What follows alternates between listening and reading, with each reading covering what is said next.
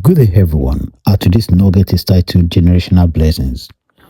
When God starts a new lineage, and our text is taken from Ephesians chapter 1, verse 3. Blessed be the God and the Father of our Lord Jesus Christ, who has blessed us with all spiritual blessings in heavenly places in Christ. God's plan is not only to break curses, God's plan is to birth blessings.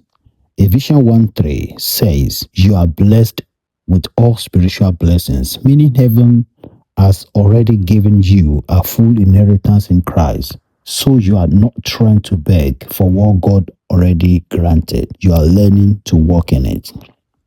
Jeremiah chapter 31 shows something powerful. God can shift a family story. He can move a people from a loss to restoration, from captivity to covenant, from inherited pain to a redeemed future.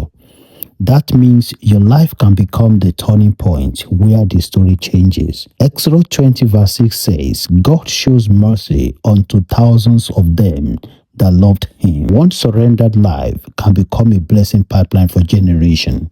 So don't only pray, Lord, remove trouble. Pray, Lord, establish a new legacy. Let holiness become the family culture.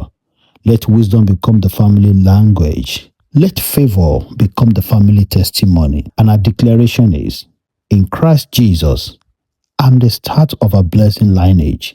And our prayer is, Father, in the name of Jesus, thank you. You have blessed me in Christ Jesus with all spiritual blessings. Let your mercy rest on me and my household. Establish righteousness, wisdom, peace, and favor in my lineage. Make my life a channel of generational blessings in Jesus' name. Amen. Have a good day, everyone.